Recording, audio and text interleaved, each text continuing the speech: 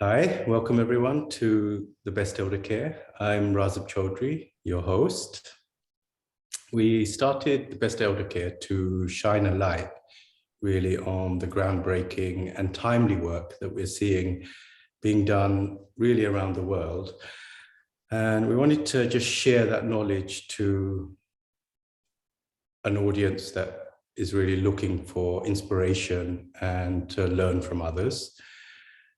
And I realized that we're all coming out at different kind of stages from this phase of COVID pandemic to COVID endemic. So the different topics that we discuss, I think they're going to have different levels of immediacy right now as we introduce them. But they're really kind of topics that are long running and systematic across all the different healthcare systems that we've encountered in the years that we've been working in this space. And very much, you have issues that cut across all the way from a single person to the team, to the organization, their client base, the whole sector, a whole range of clients or client communities, and how you tackle these issues that affect all these people, when you tackle them, and what exactly you do can affect everybody in this chain.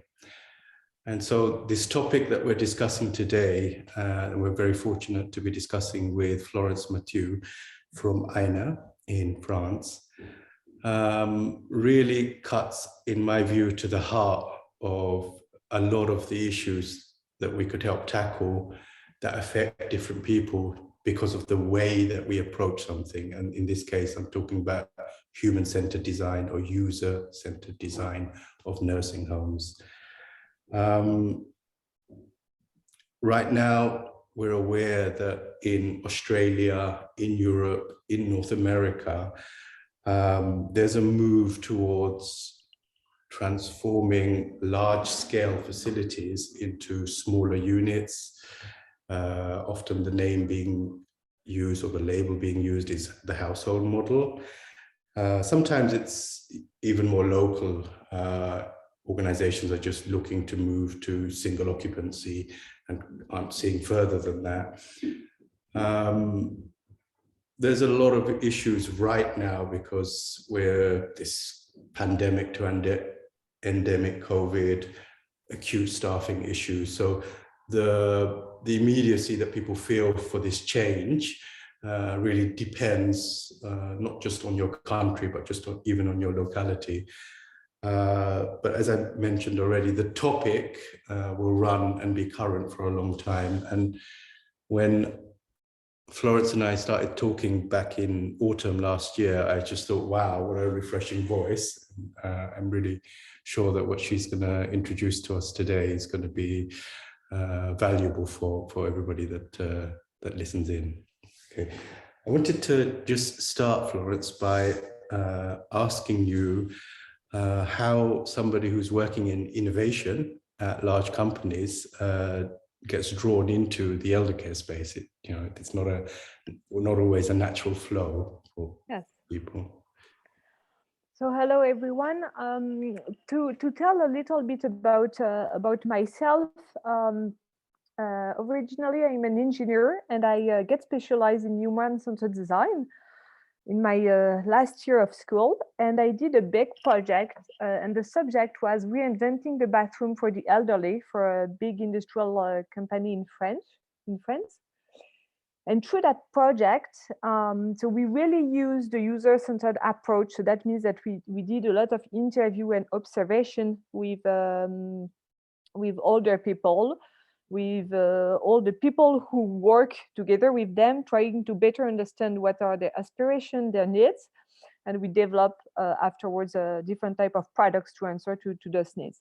And through that experience, I understand two things. The first thing is the power of the human-centered approach to address that question of how we can adapt society for the elderly. I understood that the first basis of that approach is empathy, how you can put yourself in the shoes of the people for who you are designing. And I think that when we speak about older adults, it's really important because the architects, the engineers, and the designer who design some products, services, or buildings, they are not older by themselves. So they are not old, so they need to really gain empathy. So that was the first point.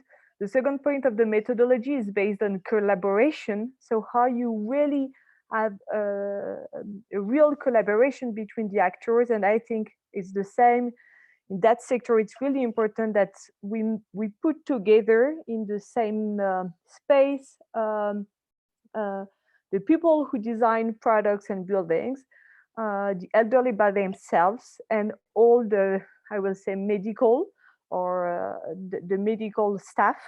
And you put everyone in the same room to really see how we can design better spaces. And this is how I discovered that method was really adapted to that sector. And the second point was I saw that that sector was quite late in terms of product and design. And everything that was released on the market was quite very far from the aspiration I saw when I interviewed different type of older adults. And this is how I said, okay, how can I really deep dive into that subject and try to develop products and to help different type of actors in that sector to use human-centered design to offer better spaces for the elderly.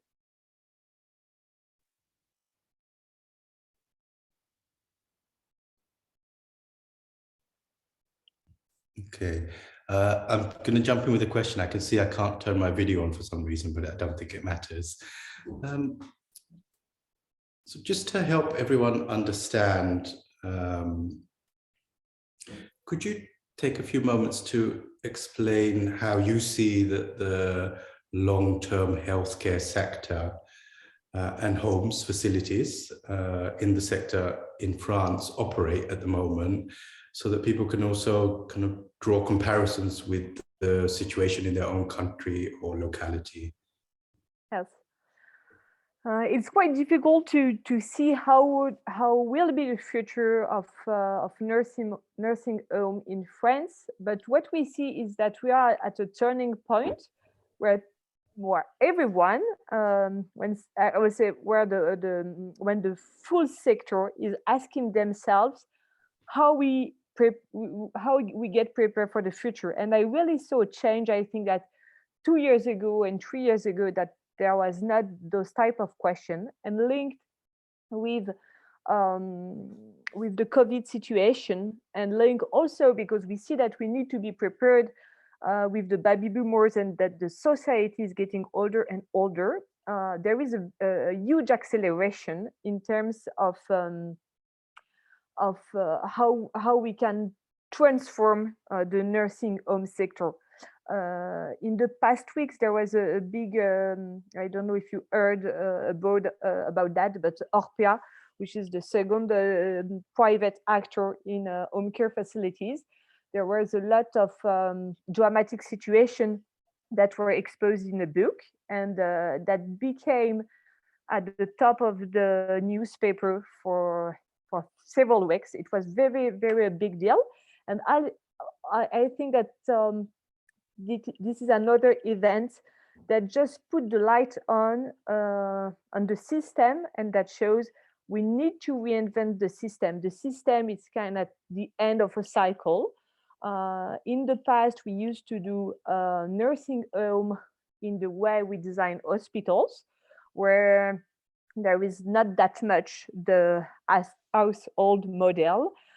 People have few choices in what they will eat, few choices on the life, the time, at what time they will eat, at what time they will go to bed.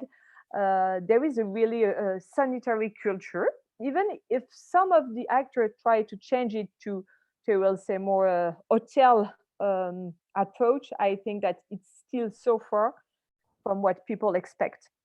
And so this is why we have seen, like in the past year, I will say, a big emphasis of all the sector to try to change things. There was, for example, a big report that has been produced with a lot of key actors of the sector, and the name was how you can reinventing a nursing home for tomorrow. There was the Ministry of the elderly who organized a big meeting with the name of Draw the Nursing Home of Tomorrow. So we see that there are a lot of events and also a lot of things that are pushed by the government to really say we need to reinvent the model. But when we have said that, no one really knows what will be the next model. So we have some big direction, like the question of the household model, as you said, to say how we make people feel more at home. There is also some people who said we know that people will stay longer and longer at home. So that means that people will arrive quite late and very dependent in nursing homes. So how we can get adaptive to that. And so there is all those questions that raise, like what is behind the household model. And there is the household model and the question of people who will get more dependent, how everything is maybe in opposition. And I think we are really in the turning point where everyone asks himself to say we need to change, and we can't reproduce the same nursing home that we did in the past now. But everyone is still trying to find their own model. And I think that the big things that appears is to say maybe there is, of course, there is not maybe one model, and each model needs to be adapted to the territory, to the type of population, and avoid to just have a standardization of the solution, but more global direction, which are the household model, the question of be sure that the people they still have freedom and rights when they are in the nursing homes. But I think we are just in the beginning of a change, and there are some who have some initiatives, and a lot of them who are still quite lost, I will say, in the direction of the future. They know that they need to change, but they don't know exactly how they will do it. Clear. Thank you. That was very well put. I mean, I guess what you're saying is that the moment right now, we're also very much affected by, we could call it a collective traumatic event, which has sometimes led to quite some bad consequences in different organizations just because they were left exposed.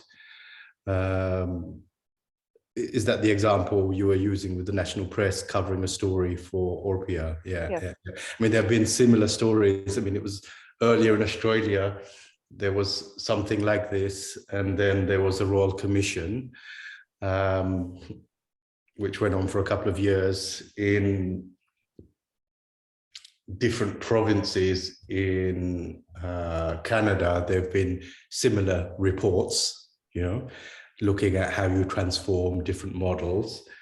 And as well as this report you mentioned, I'm aware of like kind of different pan-European research reports, which are looking at, you know, how does Europe as a whole help each other? How do governments and healthcare systems help each other to make this change?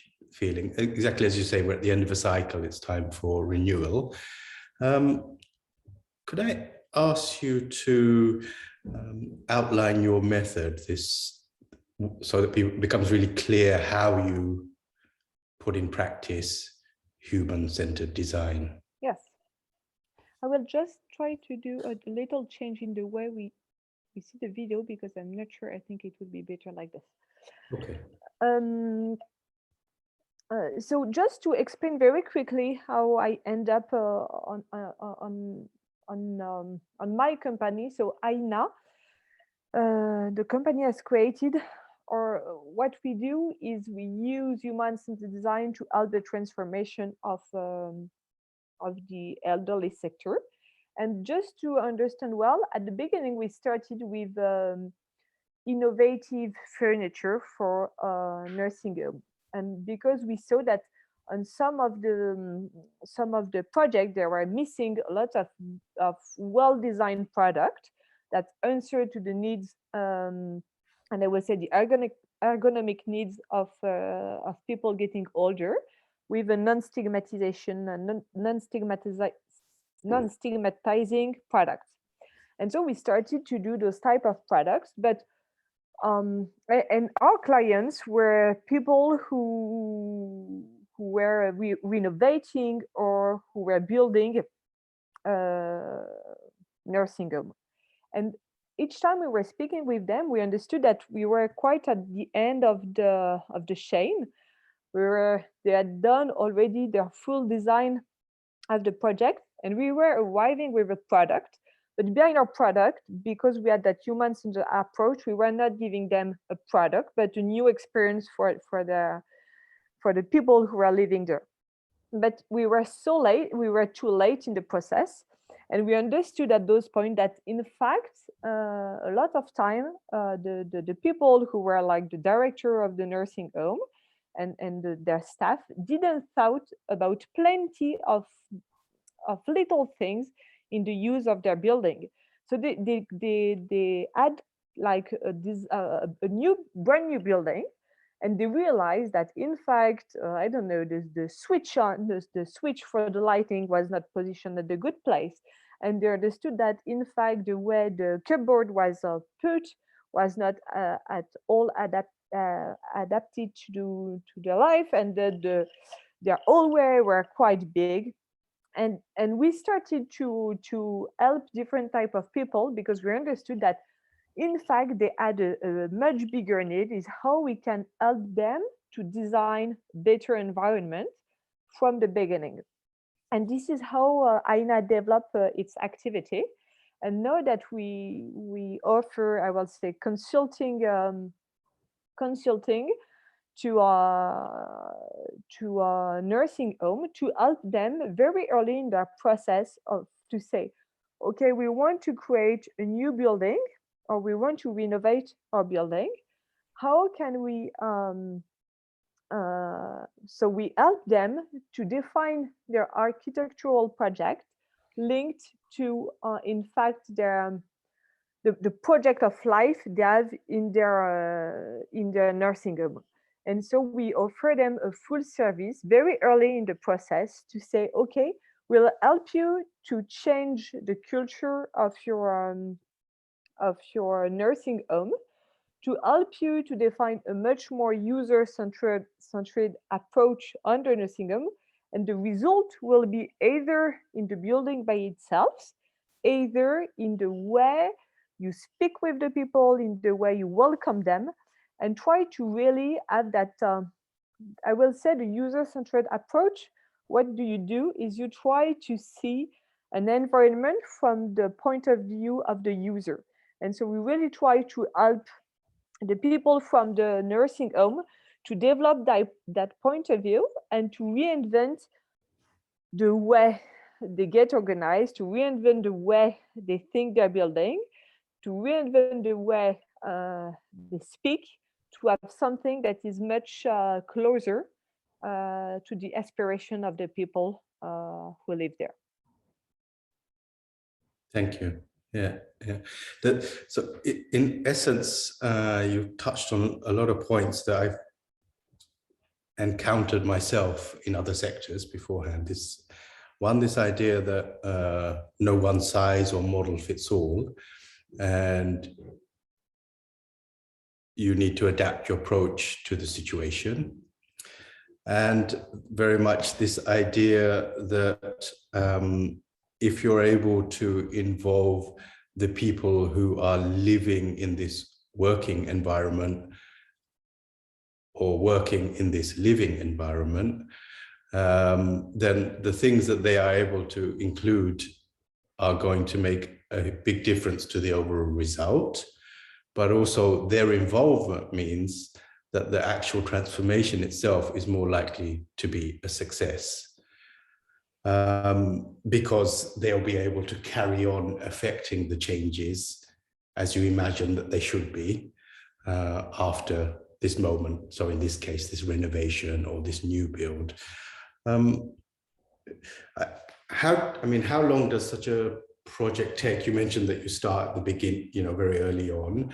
How long does it take, and how do you organize, into different stages? How do you involve people? Because it sounds like, a lot of effort, and for some people, they could be put off trying because they think, yeah, but a lot of this knowledge we have already because there've been other projects before, and we bring that to the table. So, we know how to do the lighting or the floor, or, give a good sight line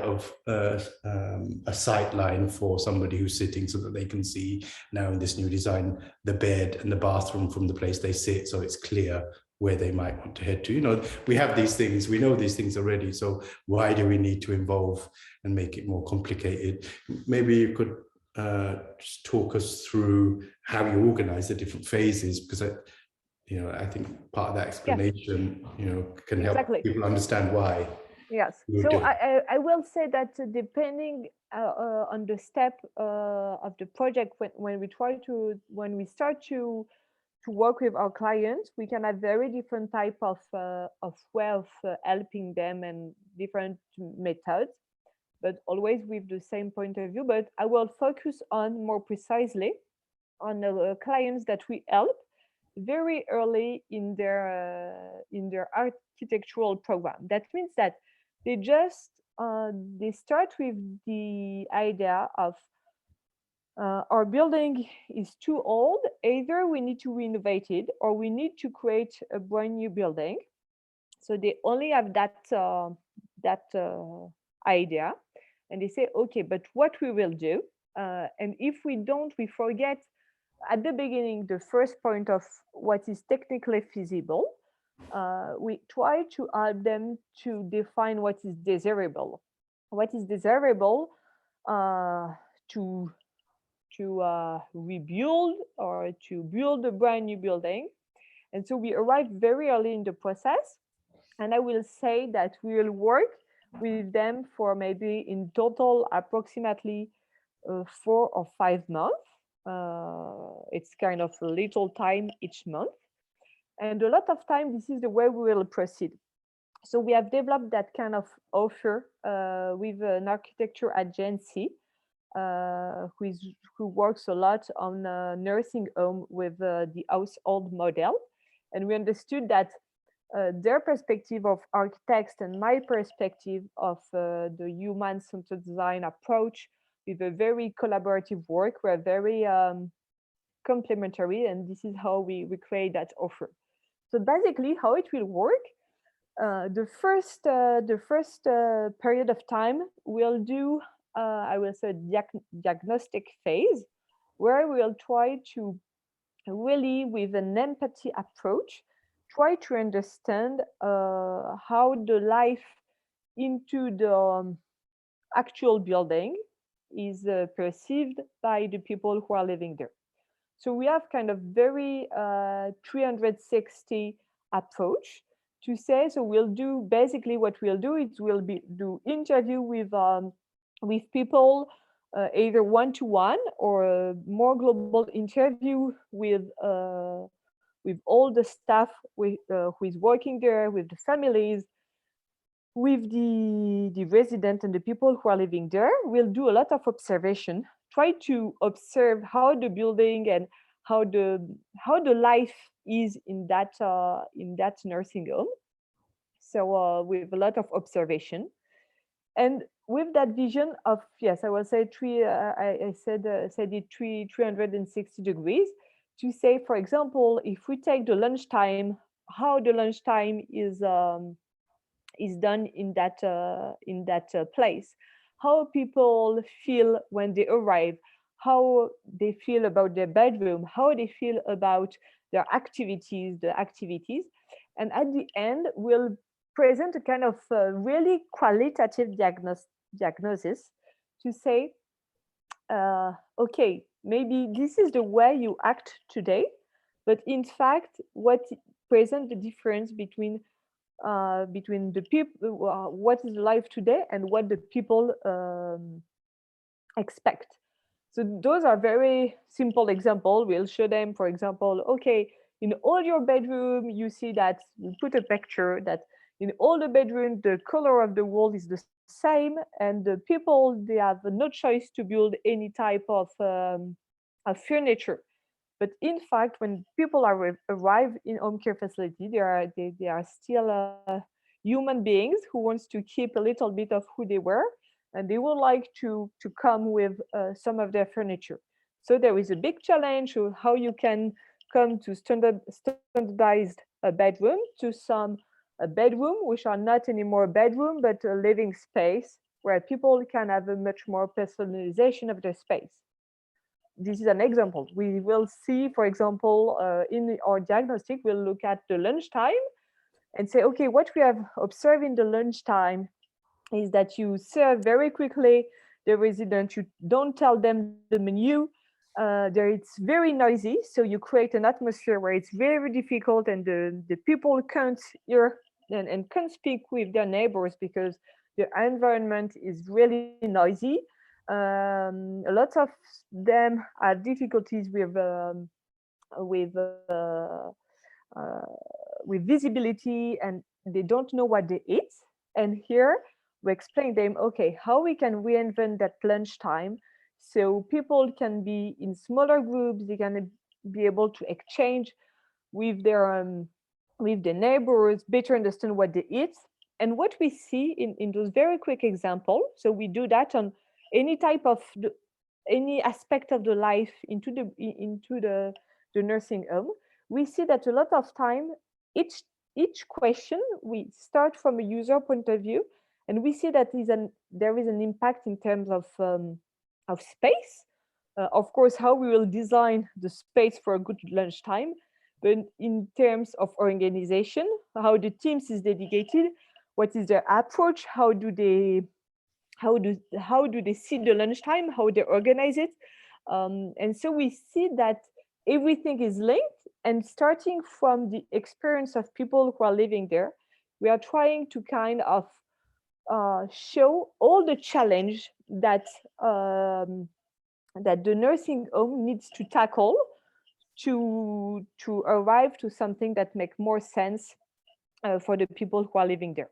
So that is the first phase of the diagnostic. A lot of time it's quite a difficult part because people are not always prepared to see, to start to understand that there is such a difference between what people aspire and what they provide that could be sometimes difficult, and it needs a lot of pedagogy, I would say, to explain it.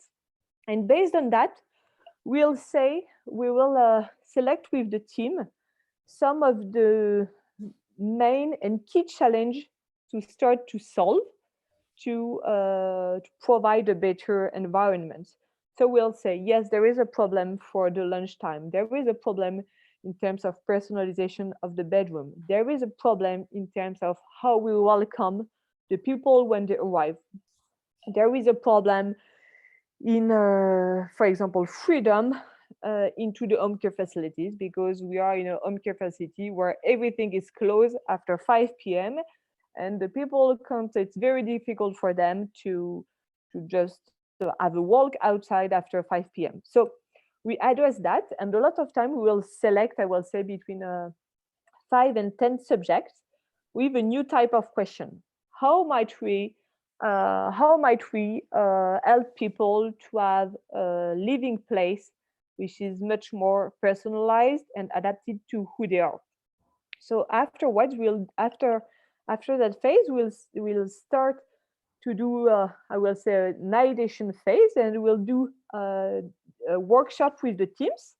So we'll do a workshop during, for example, a lot of time, one day dedicated workshop on one subject, where we will each time encourage people through empathy exercise to understand why it's important, why it's so important that the person can personalize her place.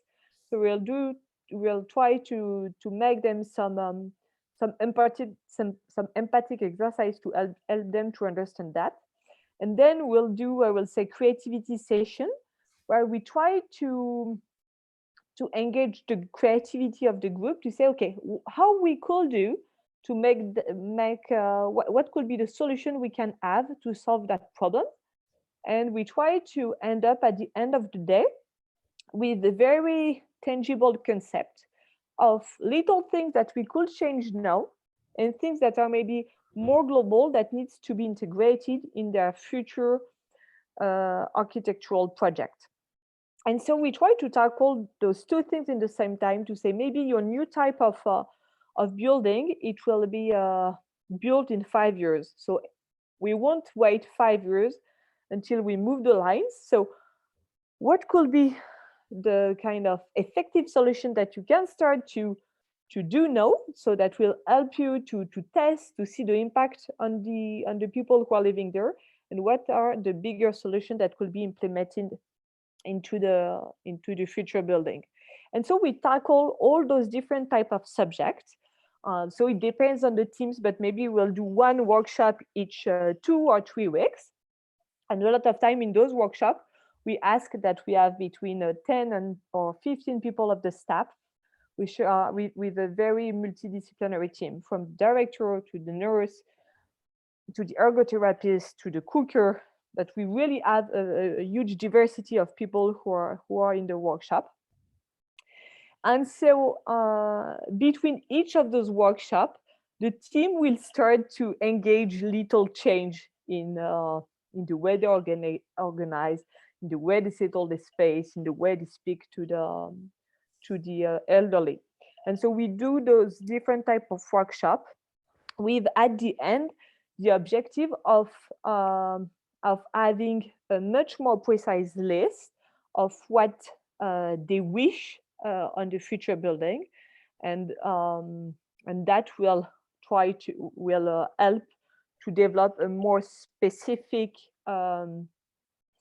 architectural program. And so this is where we end up with something where people have a much more precise view of what do they want, in fact, to offer to the people who are living in their nursing home, and that after can be transformed in more technical specification that will be used for the future building. Can I jump in with a question?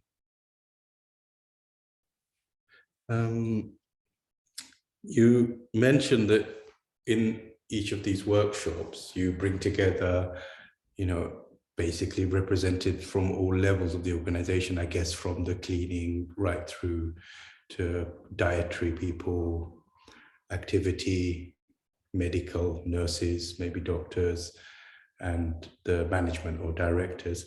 And as I understand it, what you're describing is usually a culture which is quite top-down, hierarchical. And then you're discussing what can be, let's say, everyday points. And sometimes, in group dynamics, certain people take the lead or other people are reluctant to voice their opinion. How does that usually flow? I mean, does that evolve over the workshops? What is this pedagogy or empathy? Can you give 1 or 2 examples of how that works? Yes. Yeah, of course, I will say it's a big challenge, and yes, it will evolve depending the workshop. And we see that a lot of time there is at the beginning a big resistance. I mean, not for all of them. Some people are really, all what we present them really makes sense, and in fact they say, yes, this is what we were expecting for years, to have a different point of view. So they are really enthusiastic, and for some other people, they kind of have a big resistance because they might feel accused in the way to say, like, not feeling so well, to say, yes, we were not doing very well in the past, and there is a lot of It's always to change, is always a risk and a difficulty. But we see that through different type of exercise, we try to end up to that people, more and more people are convinced by the approach to be very tangible in terms of exercise. For example, those are the different type of example. We ask them, the team, to say, okay, for next session, we will ask you to, each of you, have a personal interview with one person who is living in home care facility, and to have one interview with a young senior around you who is approximately 60 or 65. And we'll give you some global questions, so quite very open question. For example, for the young senior, what is your vision of home care facilities? For you, what will be difficult if you had to move to a home care facility? And a lot of time they will go and speak with their parents or with their uncle or aunts, and because they really it's not just someone who tells them, okay, we need to change, but because they experience it, because they speak with people they love, and those people say, yes, of course, what I'm really frightened about going home care facilities is that I still want to have a little bit of freedom. And if I arrive in a very collective place where everyone has the meal at the same hour, this is awful for me. Or if I can't choose, if I can't choose anything that I eat, that will be awful for me. And this is a first example, a very simple exercise. And the people, a lot of time when they come back, they kind of see the difference between what they are doing now and what is in fact the aspiration of the people. And they start to understand what is the big difference between both and how they need to move the line. So this is an example. Another example of little exercise we will do when we speak about how can you make a personalization of the room. We'll ask the people, okay, if you think about your home, what makes you feel at home when you are at your place? And the people, they say, but for me, what is important is the picture that I have on my wall, and for me is the lighting, and for me is the garden. And say, okay, no, if we transpose it to the situation that we live in home care facility, how do you help people to still have those elements that are really precious for you? And this is just very simple examples, the exercise, but at the end they realize, yes, that's true. It's awful. In fact, when the people arrived, they have no choice, and at our place, they can't do any hole in the wall to put a painting on the wall. And so with those different type of exercise, they start to realize that there are a lot of lines where they need to move. We use, for example, also how you say in English, simulator, like older simulator, like how you see the life when you don't see well, or when you don't hear well, and we'll say, okay, for the next time you will have lunch with the aging simulator. And when they do that, they realize plenty of things to say, but if someone is giving me the food without telling me what is it, because I can't see, this is awful, I don't know what I'm eating. And those are plenty of examples where at one point there is a realization. So there is the first, this is I think the first step to help the team to move. And the second step, as you were saying, there could be a lot of resistance, and some people who are not always, yes, it can be sometimes difficult to move. The second thing that help is we really push the team to act and to say, we are not just doing workshop with plenty of solution. We want you to select between all the solution and all the ideas that you had today. I want you to select 3 simple ideas that you think are feasible, that are desirable for the people, and to do them. And we will come back in 3 weeks and you will see the change. And human-centered design is really a pragmatic approach towards actions. And we push people to say, we don't make a huge debate, just do it. And after you do it, you test and you iterate, you change it. And a lot of time when they start to act, at the beginning it's very difficult. They say, yes, we'll do a meeting, etc., but they don't act. But as soon as they have started to act, they see the difference. And a lot of time it's really rewarding, because they start to see, yes, okay, yes, it was maybe difficult to do it, but in fact we see the difference. And the more they act, the more they want to act. And this is also another technique that we push people a lot to say, we won't do another workshop if at least 4 of the 10 solutions that we had are not applied in 2 weeks. You can just do a little test. It's not something that you will generalize from the beginning, but just test it on the next situation that will appear like this. That was really clear and fantastic. Thank you. It's really very helpful also for me. I've been myself involved for, over a 25-year working career in kind of, I don't know, first it used to be called business process analysis, and then the word innovation came in, and now in this sector, you hear the term culture change being used, which, while it's right, is really challenging, because the last change is difficult, and the last thing anybody ever wants to change is culture, right? Because you found your culture and you're usually happy with it. What I really like about what you're explaining is, I'm going to repeat a little bit what we've already said, is that there's no one size or model fits all. So, I'm just going to touch on different models. So I think that, there are models from the UK. I think it was Butterfly was very early on. You now have Greenhouse, Eden. You have Montessori methods. You have different certification processes like Planetree. And all of them, I think, move the line, as you're saying. But none of them are suitable for every organization or every moment of time. And I think what you're describing are the kind of agnostic conditions for success for any model.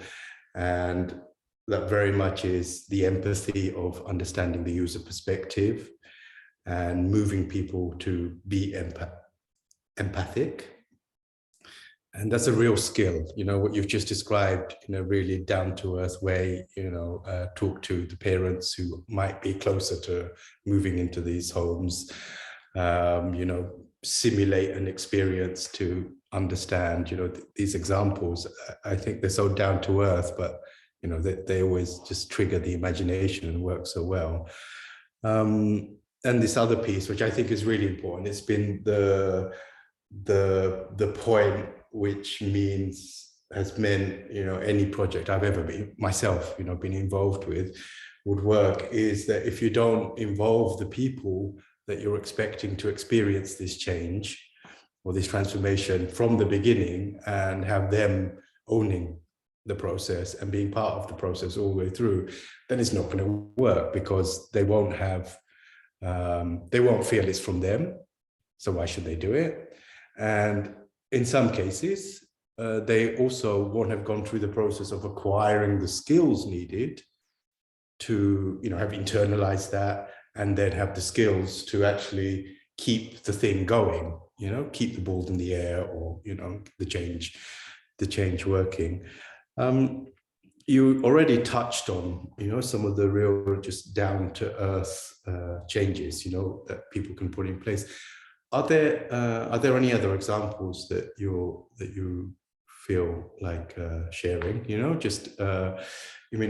haven't mentioned also the feedback that, for example, might go back to the architect. That could be different from, the architect just having been on, Stirling University design course, great course, but then having like a kind of a good list of things that, they put into place.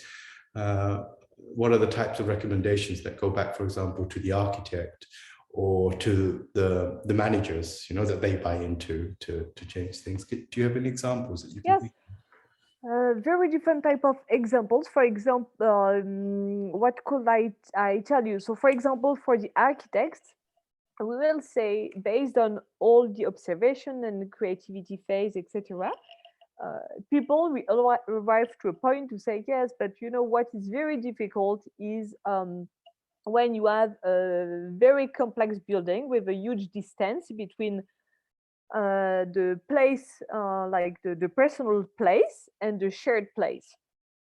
And this is like based on when we do some type of workshop where we'll see, yes, what is the difficult time before lunch, and they will explain that we spend 1 hour to help the older adults to go from their bedroom to the shared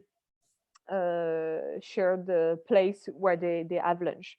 So based on that, at the end, we say, okay, we need to put in the recommendation for the future architectural project to have something where either the place where the where the people will eat, it's much closer from the bedroom. And so we start to create an environment where we see more smaller units. And in each of the units, there is a place where the people can eat. So they are very close and they become less dependent from the staff to do this. Either that could be one type of recommendation, or either the recommendation to say, in the way the building is designed, it needs that all the circulation are very simple and well thought. So there is no doubt, there is not that complex circuit where there is plenty of hallway that cross at plenty of different points, and that makes the path from the bedroom to the place where the people eat so complex that they can't do it by themselves. So this is a very simple examples that I can give you what is the result in terms of guidelines for the architect. For example, for the manager, it will raise a lot of time. Those workshops raise a lot of questions about freedom. People, are they free to receive their family after 8 p.m.? Is the people, are they free to say that they don't want to eat today? And so all those questions of freedom, for example, a lot of time that will end up to push the direction to create kind of a new way, what we'll say new contract linked to the nursing home, and to change and to move the lines in the terms of contract that they have with the family, and to say, okay, in our contract, we explain that we take care of your parents, but what we want is that the people are the most autonomous that they can, and we still respect their freedom of speech and their freedom. So this is the way we act in different type of things. And so a lot of time it has an impact in the way they do the contract with the family, for example. Just last point, this is not an example, but just something that I wanted to jump on the culture, the change of culture that you said. I think it's exactly that. It's how you change the culture in that sector of nursing home. And I think that, as I was telling you last time, is a lot of industry, industry have done that change. And I think, I mean, and I see it specifically in France, because I think that this is a sector where in the past people were just queuing to have a place in a nursing home. The nursing home are 50% public. I mean, not exactly 50%, but a lot of them are public sector. And so they are quite late in terms of how you have that cultural change. And I would say a lot of time the medical industry and the industry linked to the the elderly, it's quite late compared to other type of industry, and we really see this. And I think that user-centered approach, a lot of traditional industry have done the change or are into that change. And I think that in the sector of the elderly, and more generally in the sector of the medical system, they are starting to make the turn, but it's the beginning. It's the beginning of that cultural change. I think you're right. Yeah, indeed. Yeah, but you made another point actually last time we spoke, which really resonated with me, which was in a way you were also raising the point of that there's actually a lot of staffing issues, and that's really, of course, across the globe. You know, really that it's difficult to attract people and keep people in this space. And do you remember that point? I mean, I remember Yes, it. sure. Yeah. And actually what you were saying, just your thought, but I share it here, was that, you know, if you're in a sector where your people are really just attracted, then you can afford to behave a certain way. You can afford to be the leader that decides and just directs how things are done. And if you're in a sector like this, where you need to attract people to the sector, then you need to do things in a way that makes it appealing for people to come into the sector. And what you just described in terms of way of working and giving people the agency to think for themselves about how to do something around them better and then put it into practice is, of course, what works for attracting people to a space. You know, people don't become adults and then want to be ordered around and told you can do this and only this and you have to do it like this on this schedule. I mean, that doesn't inspire anybody for the long run, you know. So I thought that was there's another point around whether something works, of course, is the timing, you know, with which you do it. And we have two things with timing now, you know, this, the trauma of COVID or some other kind of trauma that's as consequence or related, and the staffing crisis, you know, it's a crisis, you know, and how do you address that? That's, of course, a multifaceted, you know, many different dimensions and many players need to be involved to address that. But one of the things, of course, is how do you make a sector, a space attractive, or even an organization more attractive than the organization down the road? You know, that's very much to do with what do you offer them in terms of, do they feel at home when they come to work here? Yes, and I think the question behind that is the question of sense at work. What is the meaning that you put in your work? Yes. And this is something that the next generation are really like they really want to have an impact in what they do. And a lot of time, what I say is, I think that to use those type of method can be a big opportunity for also for those question of staff. First of all, as you say, those methods can be like people are happy to work in that way, so it can be attractive. And a lot of time, what I like to say, it's to say we started to do. I won't say in all the places, but in many places, virtuous, like a circle that brings everyone down. That means that the space were not very well designed. And at one point, the consequence is that the older adults are really dependent, and it put a lot of pressure on the people that by themselves. And because they have a lot of pressure, they just need to change the people and to help them to go to the to all help them on tasks that are not really where they don't have time to speak with people, and it's not well, I will say, qualitative time, and everything creates some kind of circle down where people are doing tasks, they work, and they don't feel respect for the task because it's kind of ingrate task, and at the end they are maybe not so happy each day. And when, because they are not happy, this is there is an impact on how the elderly person feel, and because they feel bad, that has a negative impact. And what we start when we help some of the staff is to say how we can change the circle. So you have a better time dedicated, so you create a better environment, so the people are happier, I will say, and that have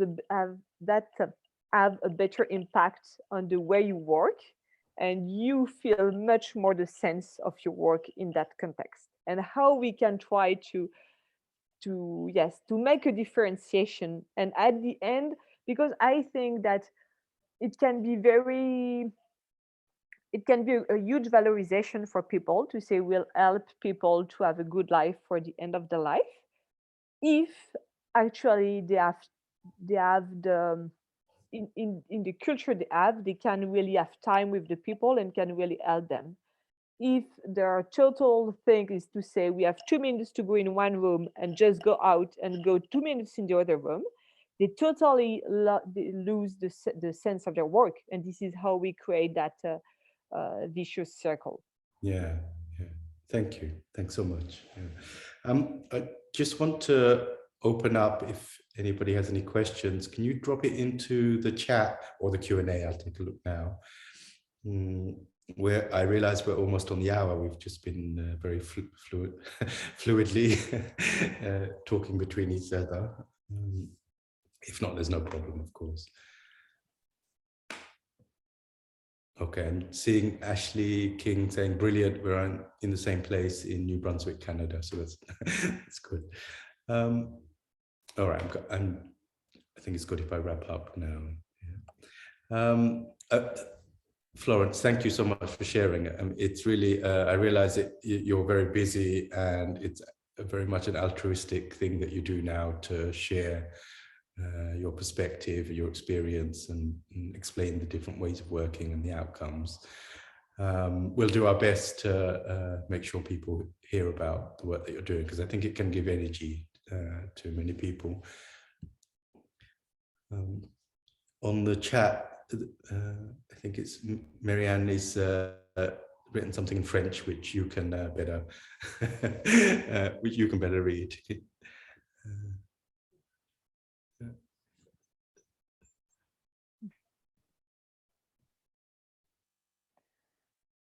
Do you want me to answer to Sure. repeat the question? So the question was, from a government advocacy standpoint, did you eat many roadblocks as you pursue this work? Did you do it in alignment with the government? So I think yes. What I said is I think that maybe 3 years ago, when I started to have this type of approach, it was it was still a lot of people were not that much into that. They were quite light, and I think that the government in France has in the past year, I will say, they have really put a big emphasis to say we need to reinvent the model of nursing home. So there are a lot of initiatives linked to that. There is some investment that have been done on that, and they put a lot of money for the nursing home to rethink their building, to rethink their culture. And we see that the government push a lot of initiatives linked to a change of the sector. As I was saying, so I don't think that there are that many, I will say, roadblocks, because we see that there is a global tendency that helps that. Afterwards, I think that even if the government has that big view, they are always there is always an opposition about the view and how they do that change. And this is where we can have some roadblocks. I mean, in terms of feasibility. For example, I'm working in I will work like in April with a home care facility, and they said, okay, we want to take your approach and kind of really think about a future way of taking care of the elderly. and they ask to, I will say, the local agency to be helped, to have a financial help on that. And the local agency say, yes, of course, this is great. It's very important that you have that type of approach, but you know, the next session will be in 1 year, so you can have some financial help. And the director of that home care facility said, okay, this is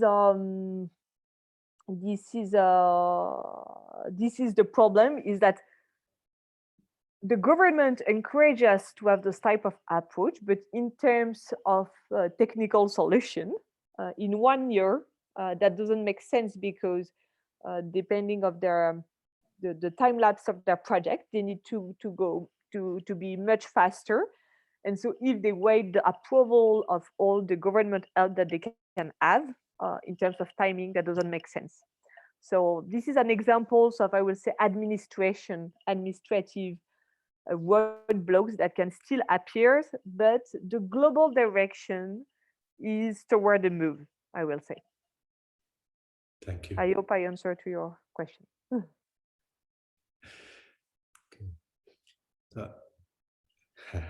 Yes, I think you did.